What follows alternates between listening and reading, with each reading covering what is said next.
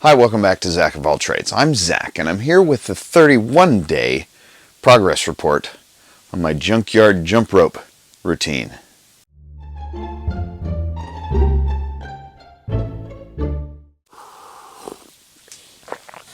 So here it is, just after 4 o'clock in the morning, because somebody at work decided it'd be a really good idea to have a 6 o'clock flight brief. At any rate, this was kind of the only time that I had to record this, and well, it's what I do in the morning, so I thought that I would bring you guys along. A few people have asked about what my routine is, how much time am I spending, what am I doing, and all that. So I thought that I would just run through that real quick. I'll show you guys part of the routine. I won't make you sit and watch the whole 10 minutes of repetition of what I do, but just kind of give you the lowdown skinny. First things first. Right now, I'm snacking on a little piece of, oh man, I got grass on it. I'm snacking on a little piece of a baked pancake, a little bit of leftovers from yesterday, something to get into my system to give me a little bit of energy. I know that there are things that are better and worse to consume just before an early morning workout, and I realize that, but at some point, something is better than nothing. So I'm working on this baked pancake and a cup of coffee. Yes, I know coffee is a diuretic, but it's also essential for life, so don't judge me. Before I get started, I feel it's absolutely essential to stretch out some of the muscle groups that I'm going to be working during this jump rope. It's kind of impossible to stretch out everything that I'm going to be using because doing jump rope uses almost everything in your body. I'm just going to focus on the few main things that have become painful when I didn't work on them properly. First, I'm going to work on my calves. So I'm going to put one back. I'm going to find a surface to lean up against and straighten out a leg until you feel the stretch in your calf, and then I'll give it a 12 count. Why 12? I don't know, because it seemed like a good number. 3, 4, 5, 6, 7, 8, 9, 10, 11, 12. I'll switch it up. 12. Then do both of them. 12. Then while I'm still holding on to that balance thing, wall, whatever, I'll grab and I'll pull just until I feel the stretch in my quad, because those have been quite troublesome here lately. 12. Into the other one. You're going to be kind of gentle on this one because this is the ankle that I buggered up, and this is the only time that it really hurts, is if I pull on my foot too far out here. So I've been grabbing here. I tried to do both of these at once. It only worked out once. Bumped my nose, so I don't do that anymore. Next, I'm going to do right over left and bend down. 12, switch, 12, then both, 12. Okay, all right, that's it for the legs. Now I'm going to go across here. This is stretching out all this business right here. 12, 12. Now back here, 12, and the other one. 12. And the last one makes me feel like Richard Simmons or something like that. Grab onto the wrist and just kind of bend to the left. 12. It's getting a really good stretch all through here. The other side. 12. And that's it. Now, like I said, that's not a comprehensive full body stretch, but I've discovered that that's enough of a stretch to limber up what needs to be limbered up to do this jump roping. And now, using my old phone, since I'm filming with my new one, I'm just going to use my little high intensity timer. I'll put I'll put a link or the description of that down in the thingamajig down below. But what this is it gives me 10 seconds of warm up, which I just kind of start the workout anyway. 10 seconds of warm up, then it will ding one time and gives me 30 seconds of low intensity, then it dings 2 times.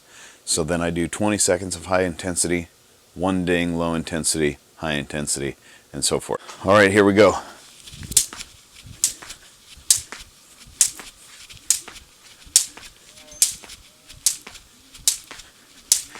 All right, so that was 1 ding, and I'm just doing low intensity, slow, trying not to trip over my jump rope.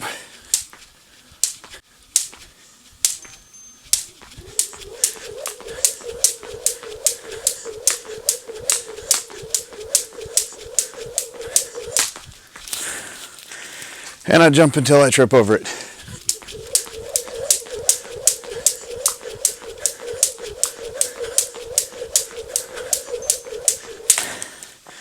One ding back into the low intensity.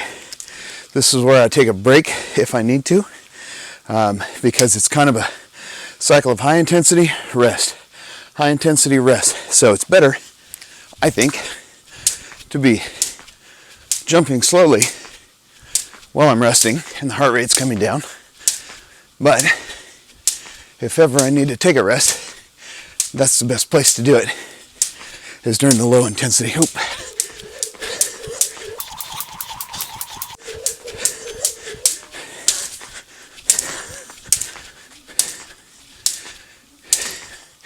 It's a very different workout doing low intensity versus high intensity, because doing low intensity you get more of a deeper squat and you feel it more in your quads. And then when the high intensity kicks up, you're on your toes and it's all in your calves. Well, mostly in your calves.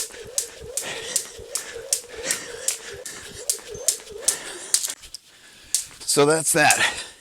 I'm not going to make you sit through the whole session, but I wanted to do this to show you guys, some of you folks that aren't very good at jump roping. Well, me too. And the important part is to keep going with it, because even when you trip over the jump rope, if you pick it back up and you start jumping again, you're still keeping that motion going.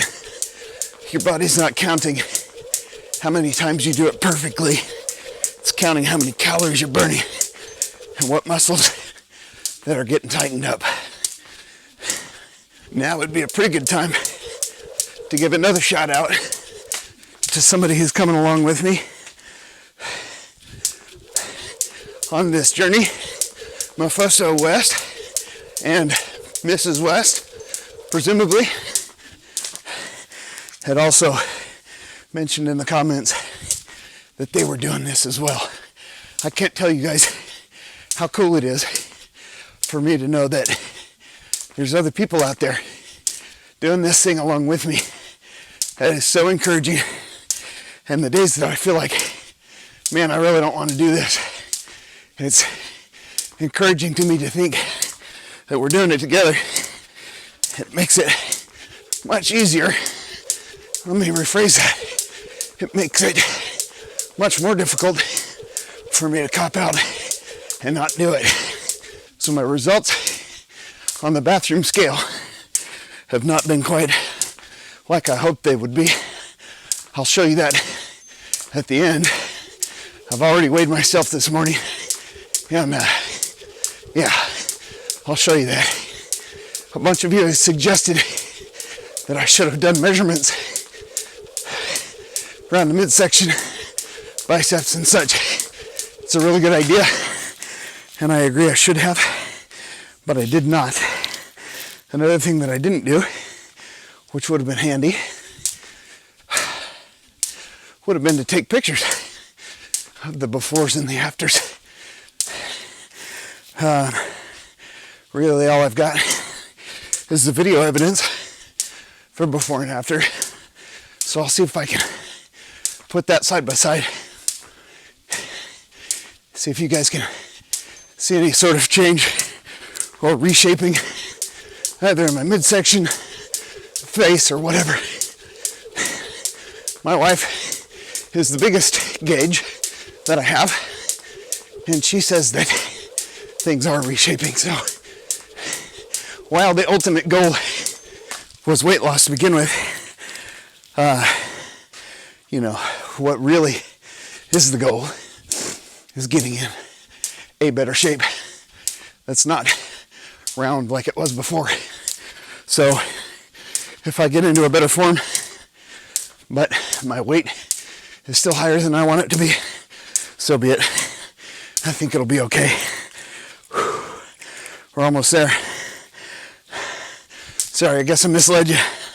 I wasn't planning to bring you on for the whole thing.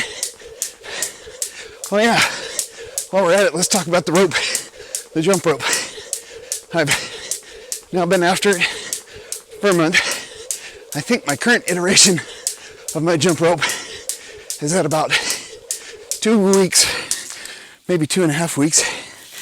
And I think I'm gonna have to recover it again soon or do something different, just because the drip irrigation line that's over the cable is pretty well worn out in the middle. Clearly it has a lot to do with the fact that I'm jumping rope against the grain on the concrete. Really, that I'm jumping rope on concrete. I'm sure the grain doesn't have much to do with that. But I'm jumping rope on concrete, tearing up my jump rope. Somebody suggested jumping rope on a piece of carpet nailed into the yard. I love the image of that, and it would have been a really good idea. So if I don't have a chunk of carpet. Okay, so now I'm on the cooldown, which I'm just gonna go ahead and jump through. This is a 30-second cooldown, so I give it that little 10 seconds of kind of rest. Now I'm just gonna push it out through the end with the high intensity.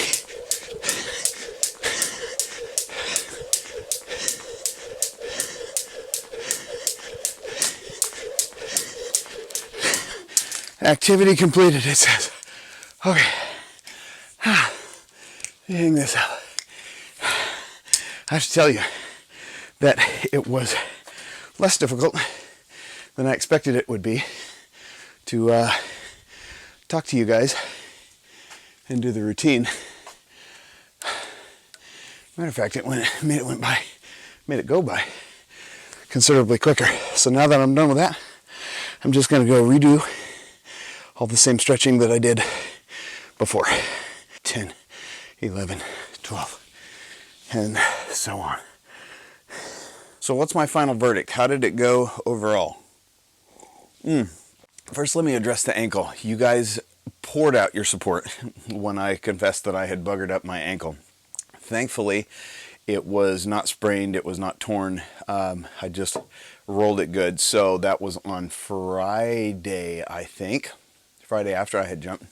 So Saturday, I did most of my routine on one leg. Towards the end, I was kind of putting down my right leg just as balance, but really I did the whole routine on my left leg. I hope to never do that again.